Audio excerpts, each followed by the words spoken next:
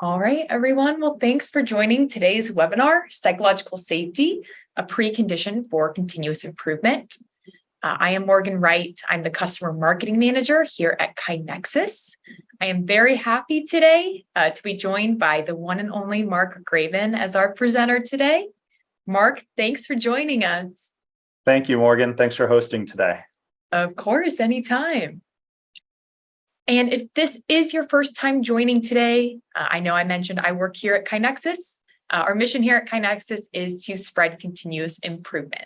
So if you want to learn more, you're curious, please join us at www.kainexus.com or scan the QR code here for more information. And then, of course, for those of you who have been following our last few webinars, we've been doing a lot of awesome book giveaways. So we wanted to announce our 3 book winners for today for Mark's upcoming book that will be released later this month, titled The Mistakes That Make Us, Cultivating a Culture of Learning and Innovation. So congratulations to our 3 winners, who are Tori Hollingsworth, John Broghammer, and Lisa Rosenbaum. So if you are one of the 3, Mark will be reaching out to you via email. And like I mentioned, the book will be released later this month. So you should be receiving the book around then or early July. So remember to enter future webinar-related giveaways, post or repost about one of our webinars on LinkedIn, and use hashtag KaiNexus. Congratulations.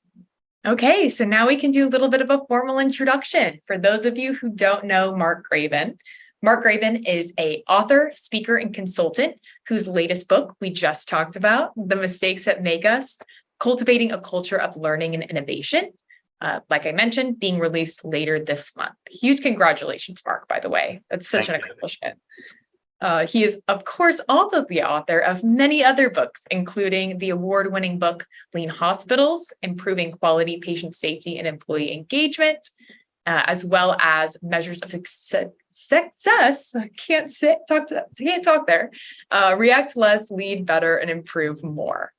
He also serves as a consultant through his company, Constancy Incorporated, and is also a senior advisor for KaiNexus. And he has his 12-year KaiNexus coming up later this month. I just hit my 2nd year, so I'm not quite catched up to you yet, but congratulations. Yeah. Thank you. Additionally, Mark also hosts several podcasts, including the Lean Blog Interviews and My Favorite Mistake. Mark earned a BS in Industrial Engineering from Northwestern University, an MS in Mechanical Engineering, and an MBA from the Massachusetts Institute of Technology's Leader for Global Operations program. So without further ado, I will turn things over to you, Mark, and we'll dive into the impact of psychological safety on a continuous improvement culture. All right. Thank you, Morgan. Thank you again for hosting today. Thank you, everybody, for being here today. To talk about something I've come to understand, I think, better over the past year. I'm going to share some things today I wish I had known 20 years ago. I think really helpful concepts that help us in our journey toward a culture of continuous improvement. That psychological safety is a precondition for continuous improvement. I'm going to share some stories and examples today from different organizations that I hope will be helpful to you and your teams. The slides and more will be available if you go to markgraban.com/KaiNexus 2023. We'll put that up during the Q&A as well. And then at 3 different points today, we're going to do some interactive polling. It's anonymous polling. You can join, so if you haven't already, by using your phone or tablet to scan the QR code, or you can go in any web browser, go to menti.com and enter the code. I'll put this in the chat also, 8416926. And Morgan, maybe if you can put menti.com, put that URL in the chat. Before and during the polling, those both the QR code and the web address and code will appear on screen. And we'll make sure we share the results of that, not just what shows live on screen, but that'll be part of what's published and shared out in the follow-up email and notes after the session. So I want to start off by telling a story about a healthcare organization. This could have happened maybe in any type of organization in any industry. They invited me in. They were really excited about what they were doing with lean and continuous improvement. And as we were walking through the hallways of the hospital and visiting different departments, they wanted to show me, they were excited to show me their new huddle boards, as they called them, kind of a whiteboard-based approach to trying to help track improvement. They had gone and visited what was considered at the time to be, a leading lean healthcare organization in the upper Midwest. And they saw huddle boards that were being very actively used. Well, they took pictures of the board. They had dozens, if not 100 boards made and hung all throughout the hospital. And the boards looked like this. So we can see they had copied the board, but what had not come along was the same level of activity as they saw at that other organization. And did my best to sort of try to ask a constructive, open-ended, maybe challenging question without being overly critical. Well, so how long have these boards been hanging?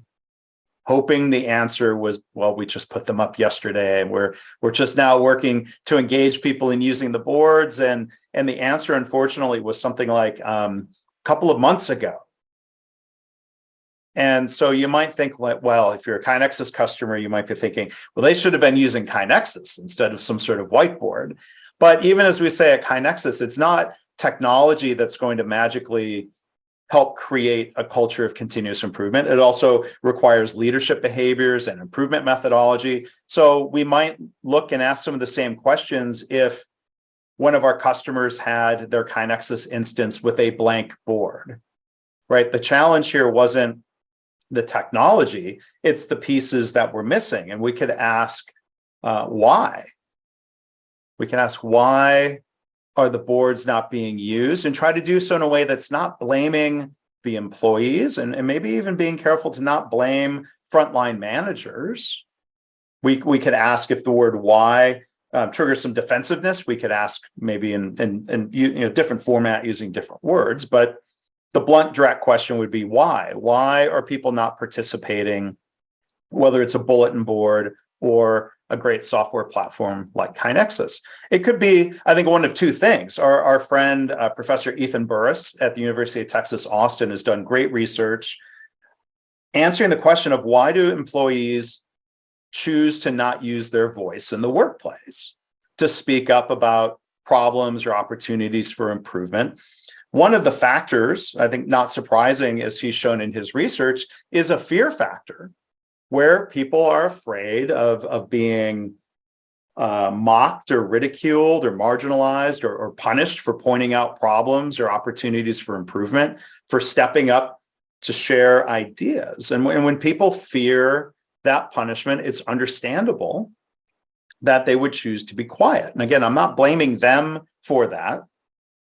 We can think about what can we do to reduce fear as leaders. But even if the fear factor is eliminated, what Professor Burris's research has shown, actually the number one factor, slightly higher than the fear factor, it's a different F word, futility factor, where people say, I'm not afraid to speak up. It's just not worth the effort. I could speak up and point out problems, or I could share ideas for improvement. It just doesn't lead to anything. So it's, why bother? And so we need to work to eliminate both of these barriers to people using their voice in the workplace. And hopefully today I'm going to share some ideas for how to get past both of these. So if we look to Toyota as an example, Jamie Benini pictured here from Toyota and their TSSC group that does great work with not just suppliers, but nonprofit organizations and healthcare and other areas. Jamie defines the Toyota production system in, I think, a really succinct and effective way. It says, Jamie and Toyota define TPS as an organizational culture of highly engaged people solving problems or innovating to drive performance, right? There's a lot of key points, I think, within that definition. So if we look at the piece around highly engaged people, I think one thing I've learned in my career is that highly engaged people don't just magically develop. Even based on selecting and hiring people who may have a tendency to speak up, if we're not doing things to actively engage people, they're not going to be engaged, right? So it comes back to leader behaviors. What are we doing? What are we not doing? What are we doing to encourage that engagement in a very active way? And are we doing things that would stifle that willingness and that desire to participate? So I think we have to get beyond just trying to tell people that they should be brave or that they should speak up. Sometimes in healthcare, it gets framed a little bit more dramatically. Thinking, let's say in a nursing room, you've got a lot of professional hierarchy, people in positions of power. There's this challenge of, let's say, is a nurse or a tech going to speak up and challenge a surgeon if they think there's a mistake that's about to be made or if there's a risk? Sometimes in healthcare, I hear maybe in these exact words, or the tone is this, of telling people who are not in those positions of power something like, it's your professional obligation to speak up. I'm like, I don't think that's fair. I don't think that's effective.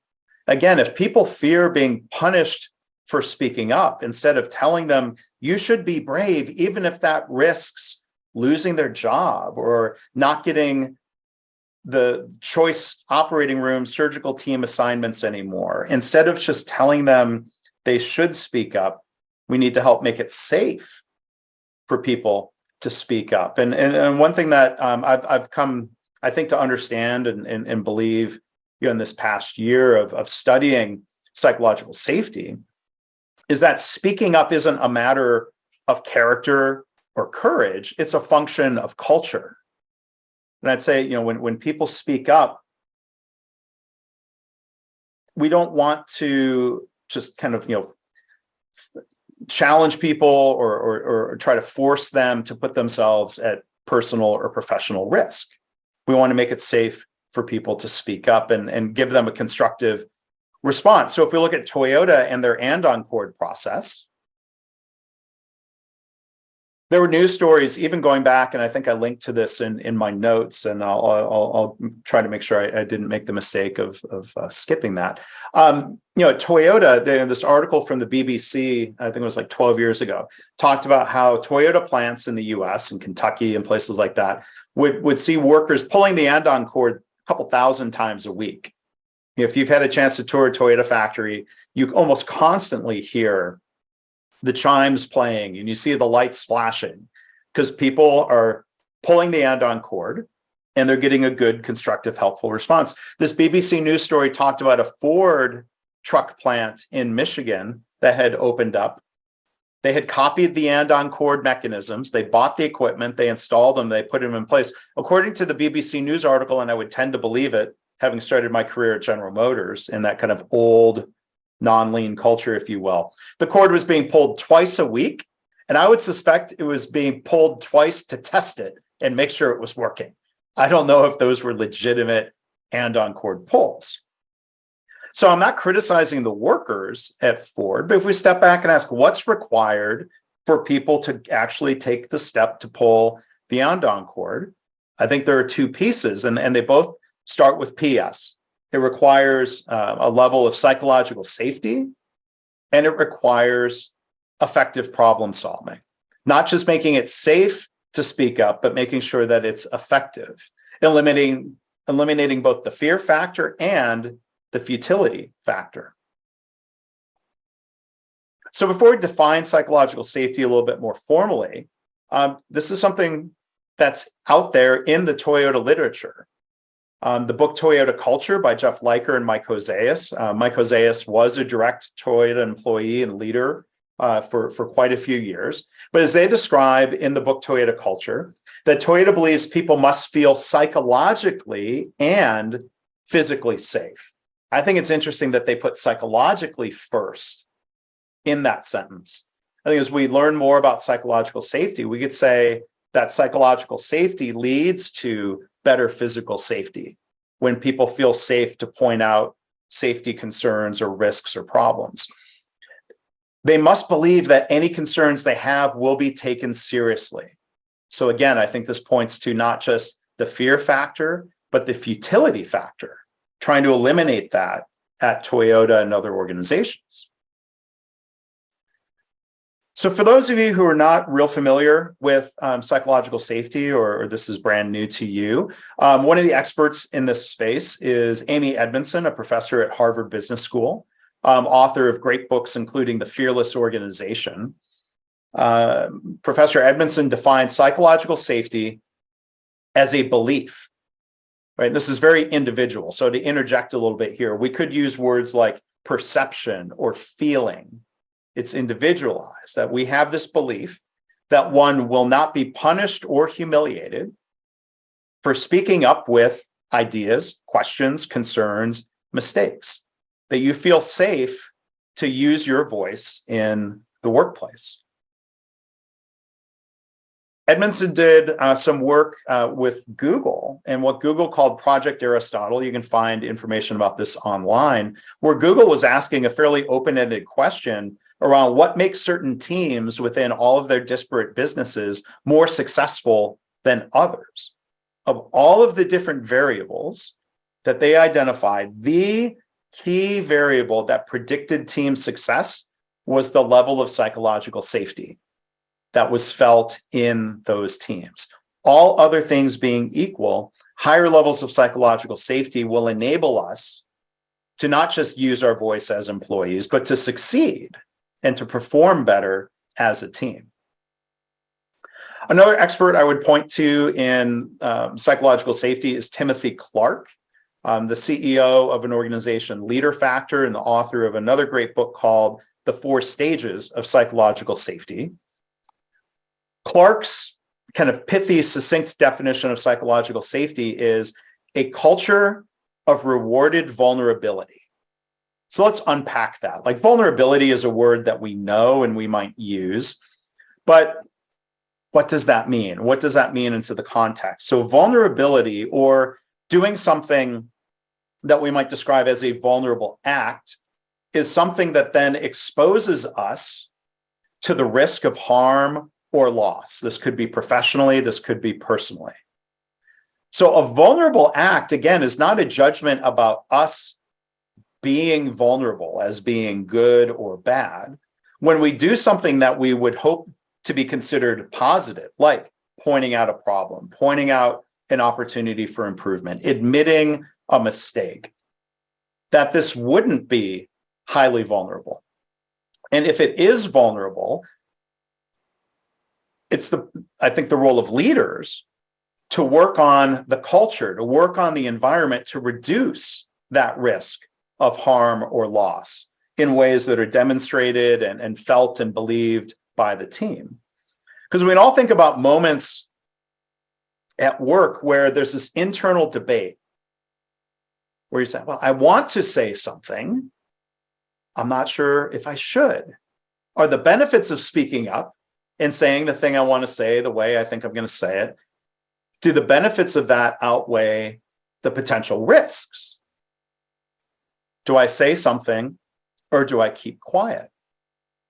And when people feel safe, they're more likely to use their voice and speak up. When they feel fear, or when it's been demonstrated to them that it is dangerous and risky to speak up, they're going to choose to keep quiet. And to me, that's understandable. I'm not blaming somebody who decides to keep quiet in the face of fear of punishment or harm or loss. So we can think about examples of vulnerable acts. I don't know, Morgan, maybe let me put you on the spot here as host. Like, could you share an example of something that people might consider to be a vulnerable act in the workplace? Yeah, I feel like what comes to my mind is kind of like what you were just talking about, speaking up and maybe giving your thought or opinion in front of a large group, whether it's just your team or, in our case, it's about 35 of us total. So we talk about psychological safety all the time, but it's still this kind of internal battle of being vulnerable enough to do it. So that would probably be my example. Yeah, well, that's a great example. And, speaking up to answer that question, is potentially a vulnerable act. Now, I hope you didn't feel too much fear or risk of saying the wrong thing or me scolding you. Oh, that's not right, Morgan. But no, we do talk about psychological safety, but then beyond that, it's the practice of how we react to people when they do speak up and trying to be constructive about it. So one way that might be less vulnerable, we're not going to be able to open up microphones and ask people if they want to speak up, but this is going to be our first Menti poll. So hopefully that's working for everybody. You can, when you get to the welcome screen, click advance, and you can answer this first question of sharing an example of a vulnerable act. And then I think the way this is working, to be able to advance the other questions, even if you just type a space or I don't know, you have to do that to be able to advance to the next questions. So let's see. All right, we already have a bunch coming through. And that QR code's on screen. Walking in the dark, admitting a mental health diagnosis, admitting I made a mistake or a bad decision, speaking up against the norm, identifying a mistake, calling out a serious error committed by a senior leader, pointing out problems, asking for help with workload, revealing personal details about yourself. This is such a great list, and we'll share this with everybody. There's a lot of entries here. I'll just kind of scroll through. Are you seeing those, just to double check? Okay, I see thumbs up from people. Admitting you don't know, telling the boss they're not doing something correct, speaking up in front of toxic leaders, indicating you don't understand. So the thing about vulnerable acts is that basically any human interaction is potentially a vulnerable act, depending on the situation and the circumstances. So there really literally are no wrong answers to this question of what's a vulnerable act, as long as what you're typing is an example of human interaction. That's a great list. We'll make sure we export that and share that with everybody. Thank you for sharing those. Because the key question that that we're asking, even if it's not explicitly so in our heads, do I feel psychologically safe? Should I speak up or should I be quiet? It's not a matter of a simple yes, no, safe, unsafe. It's more a matter of degree of, how safe do I feel? How risky is it to speak up about this thing in these circumstances with these people in this moment? It's very situational.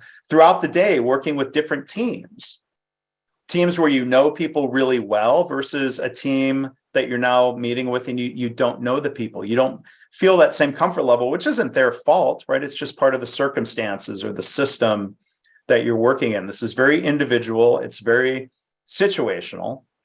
And if we were to try to ask kind of generally, does a team or does an organization have this feeling of psychological safety? It really comes down to each person decides. Our feeling, our belief, our perception of that level of psychological safety.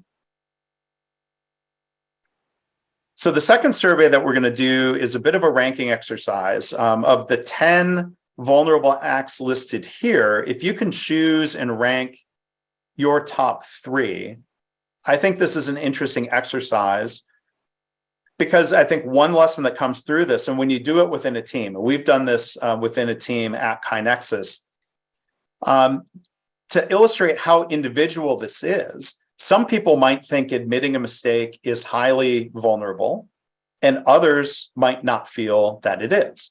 That might be due to differences in their different work experiences, even before they come in the door to work at your company. If people had been punished for challenging the way things are done, which is currently number 1 in that ranking right now, if they've been punished in previous workplaces for challenging the status quo, it might take them time to learn that they're not going to be punished for it in this environment. And that's one lesson we've learned at KaiNexus. As people are new to the team, we need to help bring them along and try to set expectations about we want it to be safe for people to point out opportunities for improvement. But then ultimately, all we can do is demonstrate that to be true. right? So disagreeing with your manager is currently number 2 on the list. Admitting a mistake is number 3. Expressing your emotions is number 5. That usually ranks fairly high. And people can continue voting here. And I think the purpose of the survey is not to say, well, you're wrong if you didn't say number 1 on the list was highly vulnerable to you. It's just meant to provide a little bit of perspective of, because of our situations, because of our histories, even because of our personalities, there are differences in what I feel is highly vulnerable and what Morgan or others would feel to be highly vulnerable. So again, we'll share those results with everybody afterwards. So thank you for voting on that. Because as leaders, and now I want to talk about what we can do to cultivate higher levels of psychological safety. What does not work is saying things like, this is a safe space. Tim Clark uses this phrase. He's like, you cannot use rhetorical reassurances of you should feel safe to speak up. It's for each person to decide. Now, we can talk about encouraging openness and candor. But what's more, I think, practically the steps that we can take as leaders or as co-workers to improve psychological safety. And in that first question, someone kind of alluded to this first part, modeling vulnerable acts. When the leaders are willing to say, I don't know, I might be wrong, I made a mistake. Let's test that idea because I'm not certain if it's a good one. That sets a good example for others and is probably more powerful than talking about wanting people to use their voice. So then when leaders lead by example and lead the way, others may test the waters and try to follow. And when they do, after you've been modeling vulnerable acts, the next thing you need to do as leaders is make sure you're rewarding others when they follow your lead. When others say, I don't know, or I could be wrong, or I made a mistake, we need to go beyond not punishing to something that's closer to rewarding them for speaking up so that we can focus on, for example, if someone admits a mistake, we want to shift from a punitive reaction to a reaction that instead allows us to learn and improve and do, for example, some mistake proofing. How do we make these habits happen? Pictured here is Chris Burnham, who's one of the leaders within the KaiNexus team. And at our company meeting in July, Chris wasn't the only one to do this, but I managed to snag a picture and he's given me permission to use this, even if it makes him blush a little bit. The format in this review of the last 6 months is to share not just what went well, but quote unquote, what went wrong. And Chris, and I remember Jeff Roussel as our chief revenue officer, in very plain language said, as you see on screen there, I made mistakes. And we don't admit that so that others can mock us or to feel shamed, or the point is to share the learning from the mistakes. And I think that then leads to a really consistent and positive habit in, let's say, weekly Zoom calls. It's not at all uncommon for somebody on the team to briefly share a mistake they made in the spirit of helping others. Here's a mistake I made. It's a mistake you might make too. Let's be open about it so that we can learn and focus on preventing mistakes. So Chris, as a leader of a team, is modeling that behavior, but he's also being rewarded by leaders, including co-founder and CEO Greg Jacobson. Greg does the same thing of being the first to admit mistakes, to say he doesn't know. Greg is modeling these behaviors, and then he's rewarding it when Jeff and Chris do the same. And Chris and Jeff are modeling and rewarding for the people who work for them. This becomes a really powerful cycle. As Greg says, I quoted him in my book, you can't have a culture of continuous improvement without learning from mistakes.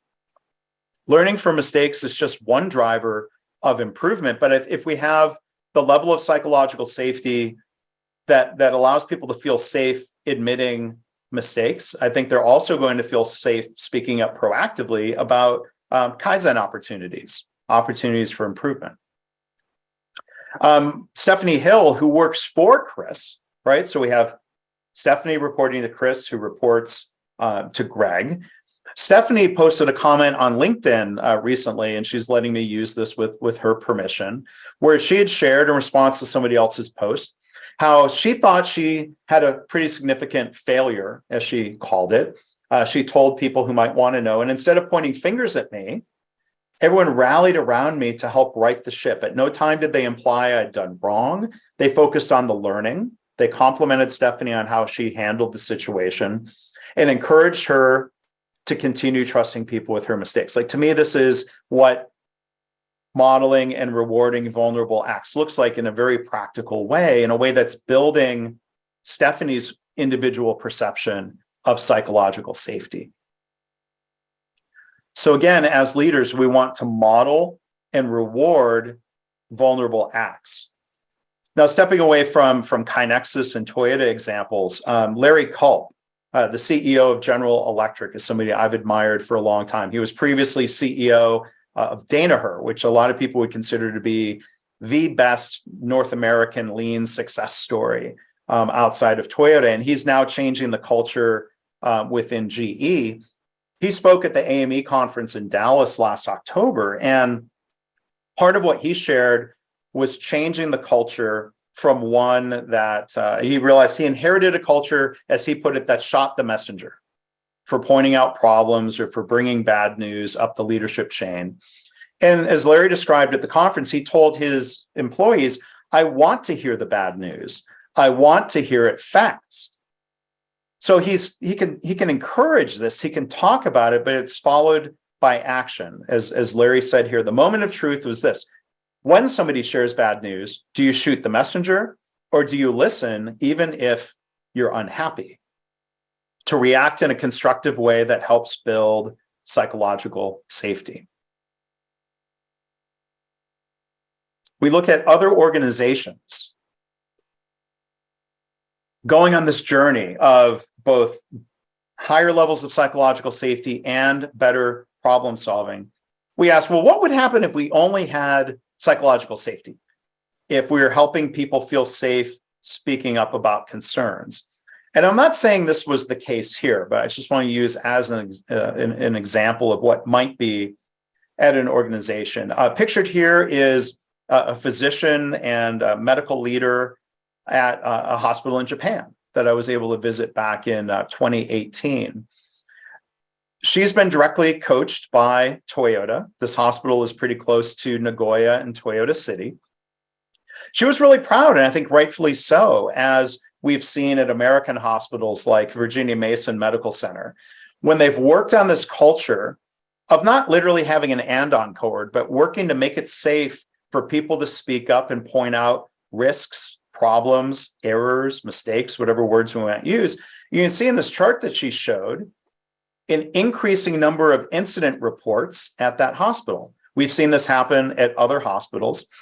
That's great, but it's, I would say, a good start, right? It's not that the number of incidents is going up, it's the number of reports going up. The number of actual reports might be decreasing, because what we want is the psychological safety and the speaking up to be followed then by effective problem solving, right? We don't want people to feel safe reporting the same mistakes over and over again. That doesn't serve the patient well. That doesn't serve caregivers or the organization well. We need to, again, eliminate not just the fear factor, but the futility factor. We need to combine that feeling of psychological safety with effective problem solving. So when people speak up, we can actually learn from the mistake and put measures in place to prevent it from occurring again. So this is a chart from a North American hospital system that had a similar chart of increasing incident reports. But then here's what really matters, is now seeing the decline in serious safety events. More reporting, more speaking up when people feel safe to speak up means more improvement. We can't solve problems that people don't feel safe reporting. So I think we want to see both charts, increasing reports, decreasing harms or incidents or defects or whatever language we might use in our organization. But even if people are safe to speak up, there's one other element of psychological safety I want to touch on here, where I think we won't be effective if we invest a lot of time and effort into training people on problem-solving methodologies without continuing to build psychological safety. Back to this question of, do we feel safe being experimentalists? Do we feel high levels of psychological safety all throughout the PDCA or PDS cycles of plan, do, study, and adjust? It's one thing to feel safe pointing out a problem or an opportunity for improvement.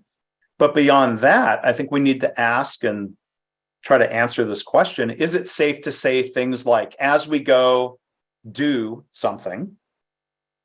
Is it safe to say we could be wrong? I think there's a difference in mindset between saying we're going to go implement that solution versus saying, let's go test the countermeasure. Saying test the countermeasure, it's different words, but I think the mindset implies this cycle of, even if we have a solid hypothesis of a countermeasure that's going to be effective, we could be wrong, or we could be less than completely correct in our hypothesis or assumption. So do we feel safe to say, let's test it and see?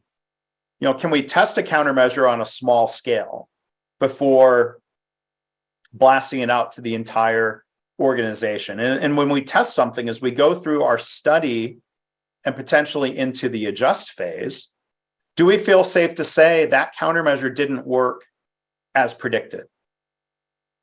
And can we avoid situations where people feel punished for trying something that just didn't work out as expected? We need to focus on learning and improving and continuing that PDSA cycle fueled by psychological safety instead of being stifled by fear and punishment. So as we want to understand, how safe do people feel, there are ways of measuring psychological safety. Leader Factor has a survey that I'm trained and certified in facilitating. We've done this within KaiNexus. If your organization is interested in this, feel free to reach out to me. But we can measure psychological safety by surveying people. We can do it at a real high level, and then we can actually break down the problem, which to me, I think is good lean problem solving. So within KaiNexus, this was the result of our team survey of, I think at the time it was about 32 employees. We continue growing, and we'll probably resurvey people again this year. The overall score was a 68, where the range of possible results went from -100 to +100. KaiNexus as a team overall across different dimensions measured in the 80th percentile compared to other organizations. So there's I would say, reasonably high level of psychological safety, generally speaking. But again, remember, this doesn't mean everybody across the company feels an equal level of psychological safety. It may vary from team to team and person to person. And our survey actually helped us kind of draw that out at a team level and to spark conversations, even down to an individual level, of what might help you feel more safe in different ways. To progress through what Tim Clark calls, in his book, again, The 4 Stages of Psychological Safety, walks us through these stages that we tend to progress through. Stage 1, the foundation of inclusion safety. Can I be my authentic self? Do I feel included, accepted, and respected? Without a reasonably high level of this feeling of inclusion, it's really difficult to move and progress through the other stages. Stage 2, learner safety. Can I learn and grow? Do I feel safe to ask questions? Do I feel safe to say, I don't know? Do I feel safe to admit a mistake? These are different dimensions of stage 2, learner safety. Stage 3, contributor safety. Can I contribute and create value? Am I given the space to do my work to my peak ability and skill? And then stage 4, and I think this is where people are really going to say there's there's the innovation and continuous improvement frontier. Stage 4, challenger safety. Can I be candid about change? Do I feel safe pointing out problems? Do I feel safe sharing ideas? All without the fear of being embarrassed, marginalized, or punished in some way. So we can measure not just this overall high-level perception of psychological safety. We can break down into scores, different questions that ask about these 4 stages, and even more specific questions related to each of these stages. So as we see, again, at KaiNexus, looking at these 4 stages, inclusion safety was at a 74th percentile. This sparked discussions of, are there things that we can do to help people feel more included, more accepted? Is this a function of some employees being new?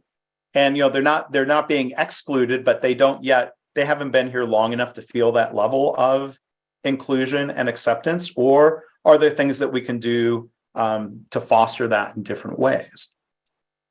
Stage 2, learner safety was at an 81st percentile. Contributor safety was at a 76th percentile. Stage 4, challenger safety, I think it's interesting, even though the absolute score was lower, the percentile was still pretty high. It's more difficult to get a team to a high level of challenger safety. But again, as I think Tim Clark teaches us, there is this necessary progression. A lot of people say, well, we want challenger safety. Let's jump right to focusing on encouraging people to challenge the status quo. Let's model that. Let's reward that. Well, at some point, you have to start with the foundations: inclusion safety, learner safety, and contributor safety, to get us towards kind of that pinnacle of challenger safety. So again, to wrap up, and we'll do a survey, and we'll have Q&A time.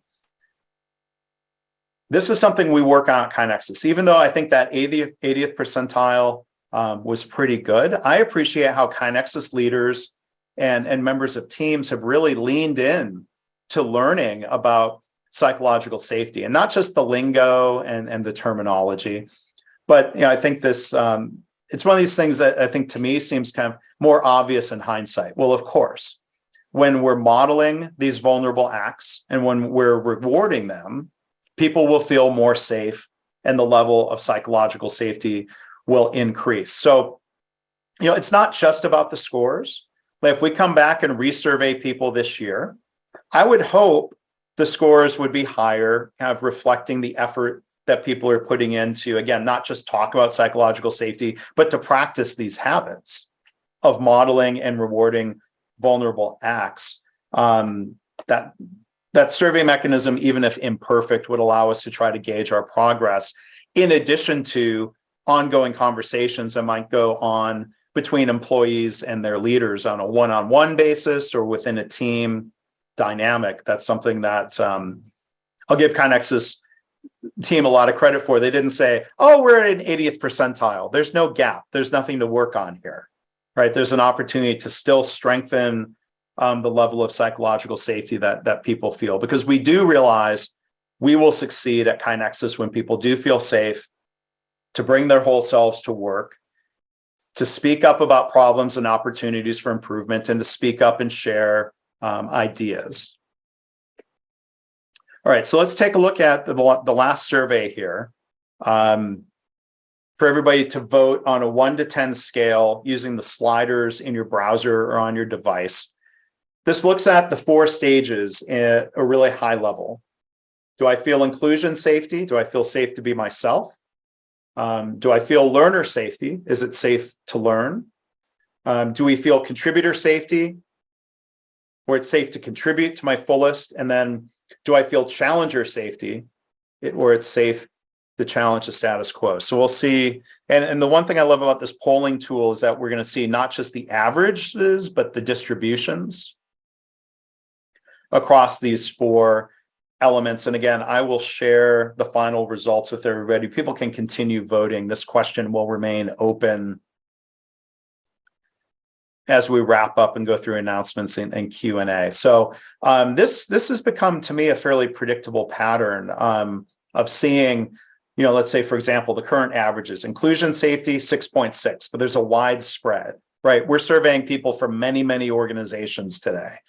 The learner safety at an average of 8, the contributor safety at an average of 7.1, and then the challenger safety is the lowest. And again, that's to be expected, unfortunately. That's our biggest gap, our biggest opportunity for improvement. Currently at an average of 5.5, and you can see visually how wide the spread of votes is. It's not quite a perfectly linear distribution, but it's closer to a linear distribution than a bell curve, which is, I think, really interesting to see. So thank you to everybody for sharing that, and please do continue voting. We'll share the results in the follow-up. So to wrap up here before we do some announcements and Q&A, I know this is just maybe a first introduction or a brief introduction to what I think is a really rich field. There's so much focus in the continuous improvement community on problem solving, and for good reason. But I think the precondition of what's required for continuous improvement, it's this combination, the 2 PSs, psychological safety and problem solving. Whether, I don't know if that's a plus or a multiplier, I don't know, but combining these 2 things, psychological safety and problem solving, this results in highly engaged people who are improving and innovating. So that's the opportunity. That's the challenge. I'll encourage people. Let's do it. Let's go do it, or maybe better yet, let's go PDSA it within our teams, within our organization. I'm not gonna call that a mistake, but it's probably better to say let's PDSA it rather than let's go implement it. Maybe everyone we'll take that to heart. So with that, thank you. Before we go into Q&A, Morgan's got a couple of announcements. Thank you again for that excellent presentation, Mark. I know I already saw it at KaiNexus, but I felt like I was gathering different nuggets, even just watching it for a second time. So really, really enjoyed that. I already see a few questions here in the Q&A, but everyone, please continue to submit questions in the Q&A section. But before we jump into that, like Mark said, we have a few closing announcements. So first off, we have some upcoming webinars that you can register for at www.kainexus.com/webinars. So our next webinar, as you can see, is July the 11th, 2023 at 1 p.m. Eastern Time, titled Kind Leadership with Karen Ross. Additionally, for KaiNexus customers only, we do have a webinar coming up next Wednesday, June 14th at 1 p.m. Eastern Time as well, where our training team will be giving a condensed version of our training session that we had at KaiNexusCon a few weeks ago, titled Optimizing Your Instant. So you can register at the same place on the website. Also, don't forget to check out our webinar recordings library, also available at kainexus.com/webinars, and look for the link in the right sidebar. Remember, it's all free. And then don't forget to check out our blog at blog.kainexus.com. So you can subscribe to both our improvement blog and our customer blog when you visit our website if you haven't subscribed already. And finally, we want to invite you to check out our podcast series. So please listen, subscribe, rate, review via your favorite podcast app, or you can find out more at kainexus.com/podcast. Audio from today's webinar will be available there as well. So now it's time for some Q&A. So we have a number of questions here. So we'll start off with the first one. Mark, so does creating psychological safety have to start from upper management down, or can it work from frontline staff up? If so, how? That's a great question. And I'm going to read, there was a comment to the question from John Broghammer. My experience while at Toyota Financial Services for 10 years has seen the culture of psychological safety starting from the leadership and grows downward. And I would agree with that assessment. Like it's going to generally flow downhill. So maybe I think ideally, you have an organization, Toyota, there are interesting quotes. Now, former CEO, now chairman, Akio Toyoda, made some statements talking to, young employees that were quoted in the news that people should feel safe. I'm paraphrasing, and it was translated. So, that people should feel safe making and admitting mistakes because we learn from mistakes at Toyota. So I mean, ideally, at KaiNexus, acknowledging we're not perfect. It really starts with Greg as the CEO and Matt as the co-founder, and the other executives. Now, I think in bigger organizations, and this is where you see, let's say the studies at Google, there was variation across business units, right? So they all worked for the same CEO. So the CEO has some effect, but then different leaders at different levels getting closer to the frontline workers probably have a bigger day-to-day effect. So you could have the CEO doing and saying the right things, but if a local leader is punishing people for speaking up, that team is going to feel a low level of psychological safety. I think it does tend to flow downhill, where I've seen in some organizations, like health system was generally not a culture with high psychological safety, but a departmental director can lead by example within their couple hundred employees and build a subculture that's actually much stronger than the organization as a whole. I think that's possible. But it's just, I think what Tim Clark has found in his research and what he teaches, it really starts with leaders modeling those behaviors and giving encouragement and demonstrating to others that it's okay to speak up in these ways that might be vulnerable. That reduces the level of perceived vulnerability. And then when you reward people who do the same, that keeps the cycle going. I think if you have a team of people that all want to speak up, they're going to quickly learn not to when the manager isn't doing those things that would encourage, that would create the conditions for psychological safety. I think it really does have to go top down. Maybe not from the CEO on down, that would be ideal, but it's got to go from some leader on down. Yep. I think that's a great answer. Okay, our next question here, kind of based off of the first question. So Arnold says, my question for KaiNexus is this: how can a company whose bread and butter is teaching companies how to continuously improve have a psych safety index only in the 80th percentile? If psych safety is so critical to CI, I would expect the CI experts to score in the 90th percentile and above. I think that's a super fair question. And Mark, if I could just jump in quick, because I've been kind of noodling on this when I saw it come in. And I want to say, just from my personal experience, like Mark shared, we've been talking about psychological safety as a company or within our own teams here for the last year or so. But I believe that since we have grown so much in these last couple of years, and I can speak from my own personal experience, kind of like I shared earlier, sometimes it's this internal struggle of being able to share and admit these mistakes when our whole lives we've been taught, don't make mistakes. And, you may be punished at a previous job or something for making a mistake. So I think even though our leadership is so pro, admit your mistakes, and they admit their own mistakes, it's still going to be that constant battle to actually do it. So that's kind of my piece there, Mark. I don't know if you have anything else to add there. Yeah. Oh, yeah. I mean, it's a great question, Arnold. And, I want to thank you for that. I mean, that's a challenging question, and I appreciate that. There's a lot to reflect on there. And I'm glad you felt safe enough to ask it. Look, I mean, I think there's a couple ways of looking at it. I mean, what would the expectation be for an organization? I mean, you could say, well, why not? Why do we not score at the 98th percentile?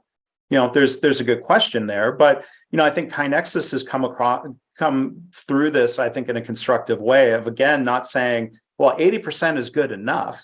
Like the survey that we did invited free form responses that we didn't get into today of, like, name one barrier that prevents you from feeling more accepted by your colleagues. Name one barrier that prevents you from feeling safe to challenge the status quo.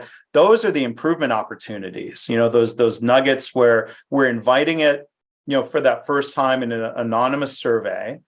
We don't want that to be the only way people speak up and share barriers and concerns. We want that to be happening between an employee and their manager. We want that to be happening within teams. So, I mean, we could look at it and say, why is the gap what it is?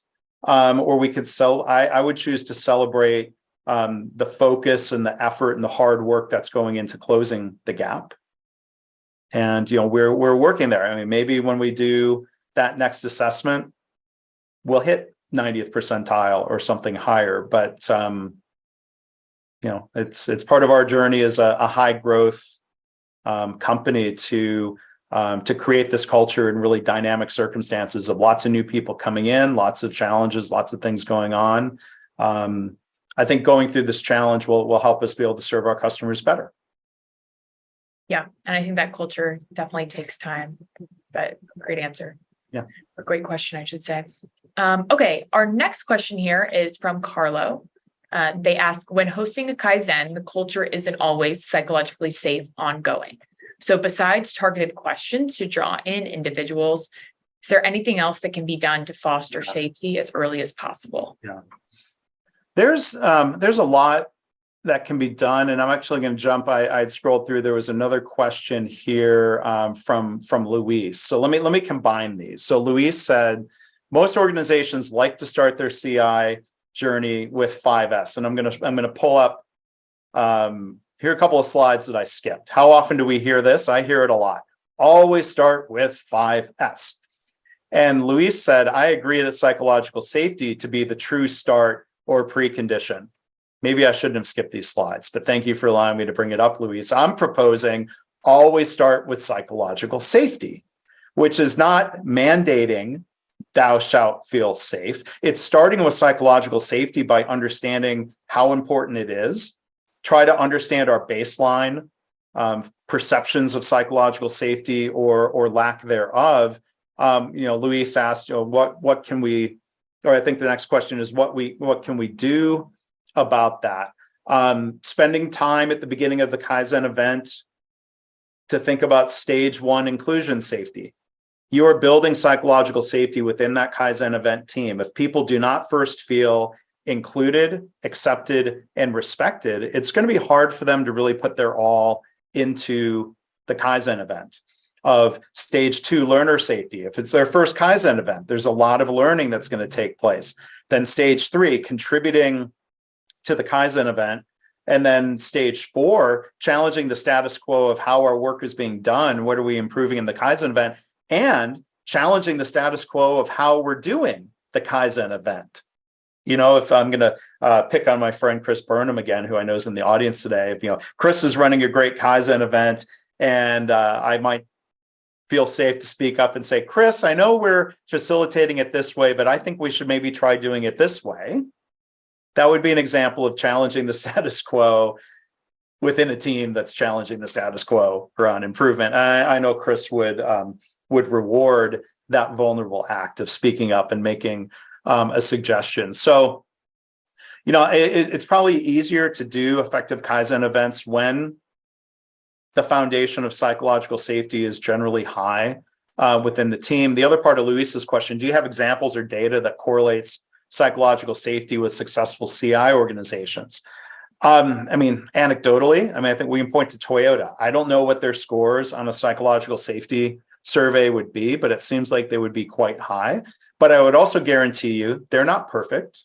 There are probably moments somewhere within Toyota Global today where sadly someone is being punished for speaking up, right? So we want to identify the gap between ideal behaviors and what's actually happening. Cultivating that culture of psychological safety, it's really kind of an ongoing challenge. But I would believe a hypothesis. I think that a lot of the Amy Edmondson and Tim Clark research points to that teams with higher levels of psychological safety will outperform those that don't, all of the things being equal. So let's go, let's go test that hypothesis. I'd love to hear people's reports back about how that's going. So I know I was talking a lot here. There are a lot of questions we didn't get to. I will, before we wrap up, Morgan, commit to going through and maybe record a bonus video or type up something to address these other questions. Thank you to everybody for asking those. And Arnold, thank you for closing the loop here. I see a comment here. Great answers. Thank you. Thank you again, that was really a thought-provoking, challenging question. Thank you for that. So with that, Morgan, I guess we can go ahead and wrap up. Well, thanks again for everyone for joining us today and taking this hour to learn and to ask questions. So like Mark mentioned, we will film a additional video where we will wrap up and answer the rest of the Q&A. But thank you again, and everybody have a great week. Okay, thanks again for hosting, Morgan. Thank you, everybody, for being here. Really appreciate it.